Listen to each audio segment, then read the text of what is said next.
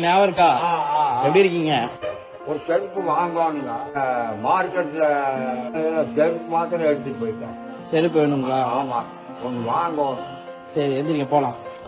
இது என்னாச்சு? வாட்ச்மேன் ஆமா, தான் இருக்கேன். பாத்துட்டு இருக்கீங்களா?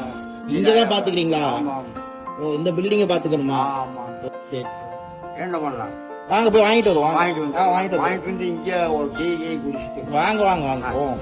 சாலையோரமா ஆதரவு இல்லாம இருந்தவரை அவருக்கு போட்டுக்க ட்ரெஸ் வாங்கி கொடுத்து அதுக்கப்புறம் சலூன் போயிட்டு முடியெல்லாம் கட் பண்ணி அவரை பக்காவா மாத்தி அவருக்கு அப்புறமா வாட்ச்மேன் வேலையும் கிடைச்சது.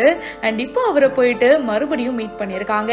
இந்த வீடியோ இப்போ சோஷியல் மீடியால நிறைய பேருக்கு ரொம்ப பிடிச்சிருக்கு. என்ன ஞாபகம் இருக்கா, எப்படி இருக்கீங்க அப்படின்னு கேட்கும்போது, உங்களை மறக்க முடியுமா தம்பி, என் வாழ்க்கையே மாத்திட்டீங்களே அப்படின்ற மாதிரி ரெண்டு பேரும் ஜாலியா பேசிக்கிறாங்க. என்னோட செருப்பு மட்டும் காணும் தம்பி, இங்கதான் வாட்ச்மேனா இருக்கேன், 2500 இருந்து 3000 சம்பளம் கிடைக்குது, கரெக்டா என்னுடைய செலவுக்கே போதுப்பா அப்படின்னு சொல்றாரு. அதுக்கப்புறம் அவரை கூட்டிட்டு போயிட்டு செப்பல் வாங்கி கொடுத்து டீலாம் வாங்கி கொடுத்து மறுபடியும் அந்த இடத்துக்கே கூட்டிட்டு வந்துடுறாரு. நம்ம எல்லாருக்குமே உதவி பண்ணணும், 4 பேருக்கு நல்லது செய்யணும் அப்படின்ற ஆசை இருக்கும். ஆனா எல்லாருக்குமே போயிட்டு நம்மளால ஹெல்ப் பண்ண முடியாது. யாருக்காச்சும் ஒருத்தருக்கு உதவி பண்ணா கூட அவங்களுடைய வாழ்க்கையில அது ஒரு மிகப்பெரிய தாக்கத்தை ஏற்படுத்துங்க. அதுக்கு பெஸ்ட் எக்ஸாம்பிள் இந்த தாத்தா தான்.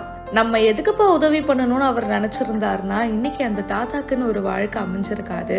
ரொம்ப அழகா ஒருத்தருடைய வாழ்க்கையை எந்த அளவுக்கு சேஞ்ச் பண்ணியிருக்காரு பாருங்க. பிரணேஷ் விகே அப்படின்றவர் தான் இந்த வீடியோவை ஷேர் பண்ணியிருக்காரு.